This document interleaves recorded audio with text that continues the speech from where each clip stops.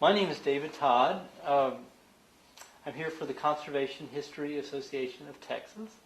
It's November 13th, 2004. We're on the Rice University campus in Houston, Texas. And what's brought us together here is the Lynn Lowrey Symposium that was put on by Peckerwood Garden, and which brought together a number of plantsmen and plant enthusiasts to remember Lynn Lowrey, who was a noted plant collector, explorer, and nurseryman. And I think we have the good fortune of talking to Mary Anne Pickens, who was president of the Native Plant Society, vice president of the Southern Garden History Society, and has done a lot of research and investigation about Lynn Lowrey's life, his work, his impact on other people. And I wanted to take this chance to thank you for talking to us about Thank Lynn. you. Happy to be here. I thought we might start this by asking how you might have become familiar first with Lynn and interested in his life and work. Well, when I was president of the Native Plant Society, everyone, of course, referred to Lynn, but we never saw him at meetings, and I quickly learned that this was never going to happen. We had given him an award, and he wrote a very nice letter thanking us for the award, and the secretary sent me the letter, and I read it, and in it he had said, I would like to have a few people come down to Carrizo for a field trip this fall. Well, this letter was written early in, he died in 97, so it would have been January, February of that year. And so I stopped by Anderson's nursery a time or two after that and thanked him for his kind offer. And I said, you know, how many people are you willing to have? Well, we'll just wait till a little closer to time, and then we'll talk about it a little bit more.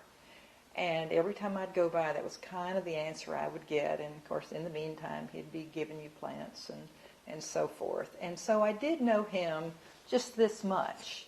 And then late that summer is when he died. And so he died before our next annual meeting came up. And so I never got to go to Carrizo Springs with Lynn Lowrey.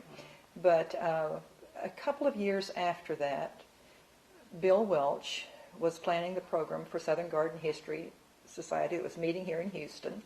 And he asked me if I would do a paper on some of the prominent local horticulturists. And he suggested Lynn, and he suggested Robert Vines, and a couple of others. And it didn't take me too long into just very casual research. And I came back and I said, Bill, we can only do one, and we can only do Lynn. And he, of course, agreed. And so that's why I started my research on Lynn. And how did you pick up the trail on Lynn? He was a very soft-spoken person. He was, but everybody, I remember as president of the Native Plant Society going to his memorial service, which is at the Robert E. Vine Center. And I remember looking around me thinking, oh my gosh, everybody with any kind of plant name is here. You had people from major universities, you had people from the Extension Service, you had garden writers and authors and and everyday gardeners, and they were all here, and you realized that everybody there had a connection. And I remember walking out of that service with David Creech, and I said, David, would you please write an article about Lynn for our Native Plant newsletter? And he, of course, said he would. And then 2 years later, when Bill's asking me to do a program on Lynn, well, of course, David Creech was one of the people I went right back to. And I called Mike and Patsy Anderson, his daughter and son-in-law, and they were very, very generous. And then they said something about, you might contact Sally Wasowski because she has interviewed Lynn in the last couple of years. And so when I called Sally, she said, oh, yes, I've got this whole stack of material I'll send you. And zap, I had it. And then after that, it was like filling in around the edges. And of course, Bill Welch had been in business with Lynn. Greg Grant had known him. Jill Noakes, who was a friend of ours, had worked with him. And you just finally had to say, okay, they're only going to let me talk an hour, and I have to stop right now, kind of thing. So that's how it kind of all got started. Well, was there some sort of introduction in doing your research on Lynn to the kind of collegial nature of the plant world, or Well, when did you first learn Lynn, about him? I kept hearing he didn't write much, and he talked less. Well, but everybody had a story, and it took me a while to figure out. He would talk, but he would talk to a few people at a time, and if you could track those people down, then you could get Lowrey's stories. And it was hard for me to, at the beginning, to narrow it down. What aspect of his life do I want to talk about? And I finally kind of broke it up into 3 sections, which was his work as a nurseryman, and then his work as a plant collector, and his influence on other people. And so in my original program, those were some of the things that I sort of touched on. Well, could you maybe summarize those 3 parts, or the highlights of each? Well, Mike Anderson was the one, when I asked him, I said about the plants that Lynn introduced, and that's when he told me the story of, well, I don't know exactly if you understand plant introduction, but for Lynn, it was just simply planting something in someone's garden. And he would convince you that this was a great plant and you needed to try it. He said, but as far as a big, agricultural, this plant was introduced by Lynn Lowrey, you're not going to get it. And I said, well, what plants are associated with Lynn? And so he started naming things, and the thing that he named first were the Mexican oaks, and there were 3 Mexican oaks. And then he came on down and he talked about the little Katie Ruella that nobody had done anything with, that appeared at the nursery after Lynn sold it to Katie Ferguson. And this was a Lynn Lowrey plant. And he told me about the pistache and the Anacacha orchid and a lot of things like that. In the meantime, Patsy was over there pulling out old newsletters and copies of horticultural journals that had Lynn's articles. And she copied all of those for me, and I could kind of go through them and see the plants. And when he wrote the article on Acacia wrightii, for instance, he got letters from all over the world, and I guess plant people all subscribe to these journals and the news that gets passed around. And this to me was very impressive because it was the day before the days of all the internet, when something got put on the internet and everybody has it 15 seconds later. It wasn't like that, but he had letters from everywhere on that one article about Acacia wrightii, and I thought that was very interesting. And he had so many favorite plants, but he did consider the Anacacha orchid and the Texas pistache 2 are the most rare, and that particularly the pistache, he wanted to propagate them before their natural habitat was lost.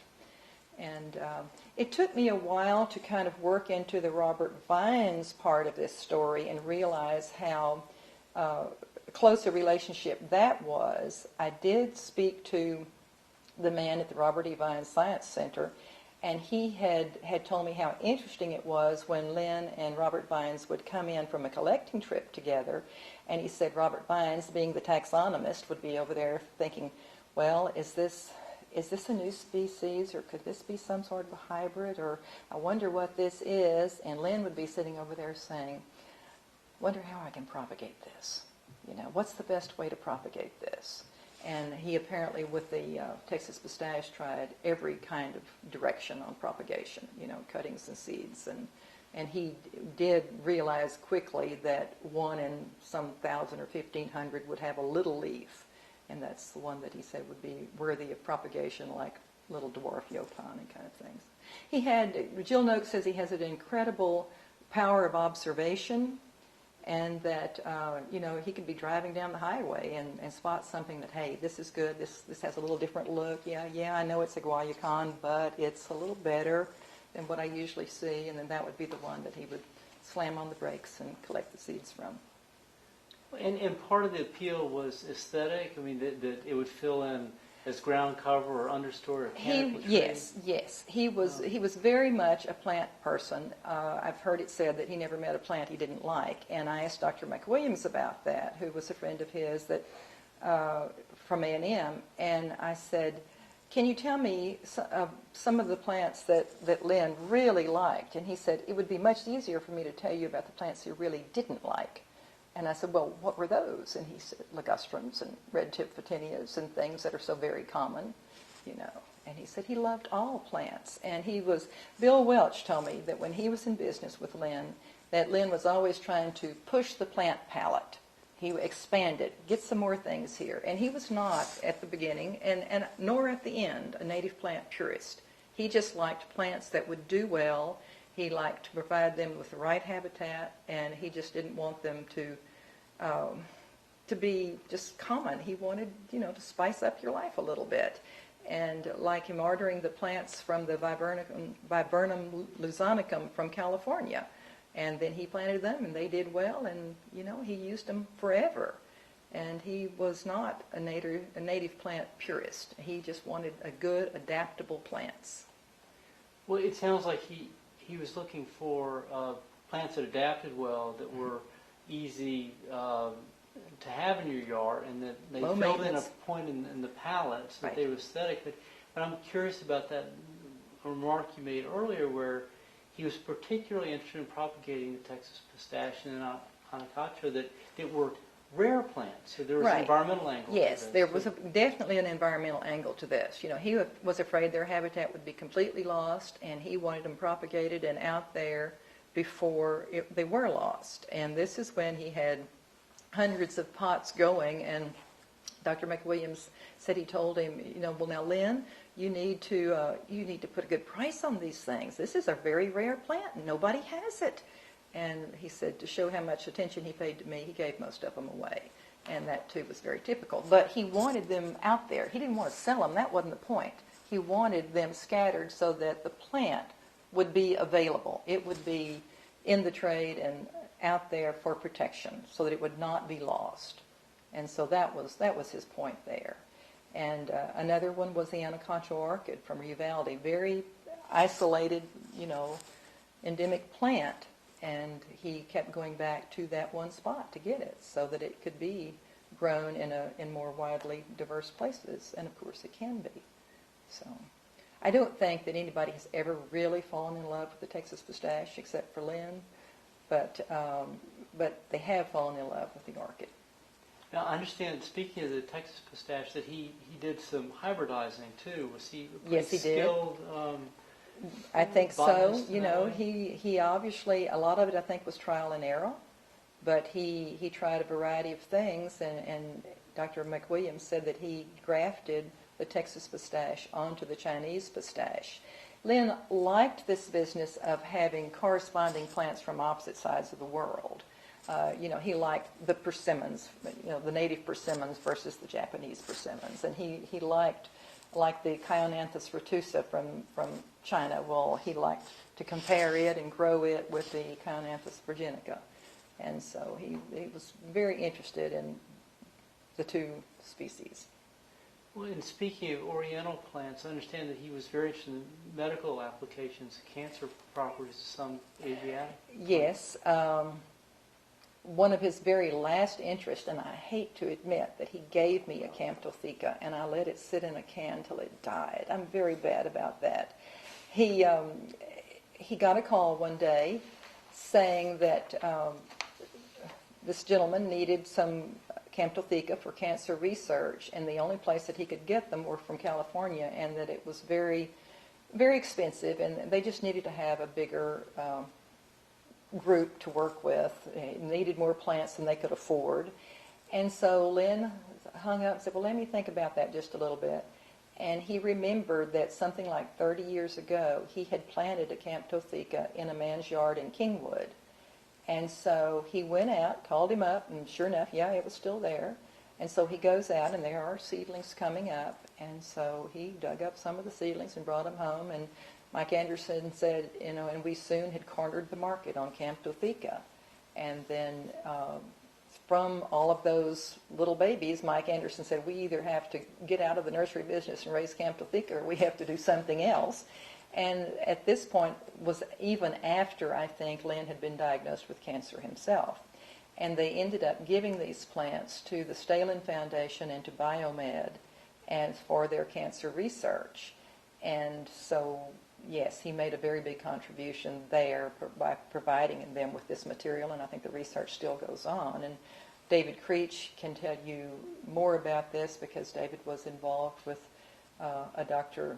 Lee who was from China and went to China because Lynn connected people and put people together, and Dr. Lee was seeking Camptotheca for some of his research in forestry, and ended up going to China through a grant that Lynn was able to provide him with through contacts. You know, Lynn was not interested only in the plants, he was interested in the people.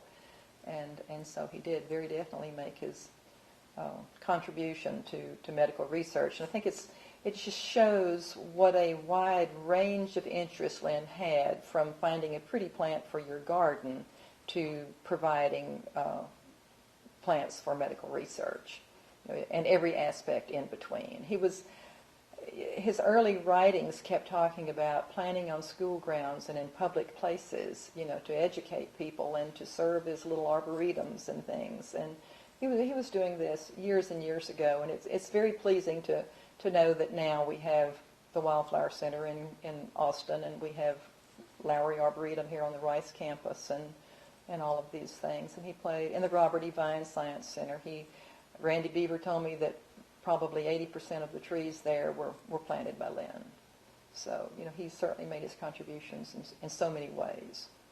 Well, and it sounds like from what you said that a lot of his contributions have been routed through other plantsmen or universities or through, you know, the Wildflower Center or the Vines Center. Right. But it seems like he also touched a number of clients with their own personal gardens and backyards, or corporate clients that had plants put in around their parking lots. Right.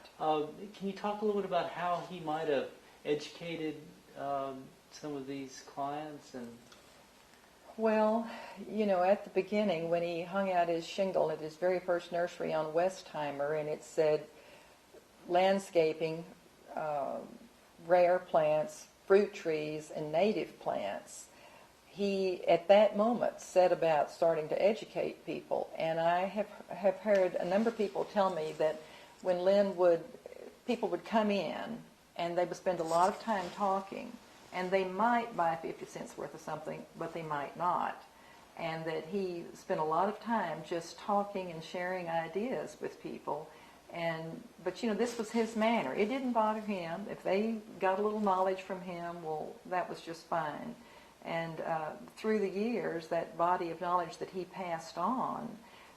But I do think that in Houston itself, that some of his original clients that were of means and could help him financially came through the lady architect, landscape architect named Ruth London. And she very early on recognized, as she described him to my friend Ann Jones, that he was a gentleman. He was such a Southern gentleman, and he knew everything about plants. And besides that, he was cheap. He was inexpensive, and she could afford him. And so, and apparently Miss London was very generous in, you know, when she had a client, she did not know plants, but she knew Lynn knew plants, and she would call Lynn, and he would do the plant angle of it. So, you know, he had a little help from some people like that. And, of course, when he had a client like Ann McNamara Jones, that she wanted him to do her garden, and once he had done her garden, well, then this was quite a new and revolutionary thing, I think, to have a garden in River Oaks that wasn't carpet grass and azaleas. And so, well, you know, it's intriguing to me. It seems like his message moved almost like a virus, that it wasn't as if he sent out thousands of identical plants like soldiers. It was much more subtle and intricate the way this sort of network built itself. And I'm wondering if you can try and summarize for us what you think the ultimate impact has been of Lynn's life and work, I mean, through this kind of underground movement he started. Well, I think that his actually being described as a virus is that's interesting, David, because it did go from person to person. And he influenced so many people who then, and goes back to what I was saying at his funeral, every one of those people that were there had a realm of influence, either as writers or teachers or extension service agents, that they could pass on the knowledge that Lynn had passed on to them. And it really was a ripple effect. I think rather than virus, maybe it's like throwing that pebble in the pool and you have the ripples go out. And Lynn was the one that threw the pebble in the pool, and he did a very good job because he did influence so many people. Well put. Anything you'd like to add? No, it's been a real pleasure for me for the past few years to have done some of this research on Lynn, and I feel like I know him a lot better than I actually did. And it's been a real pleasure to know him. Well, thanks for sharing it with us. Well, two things. Okay. Photograph, and we have a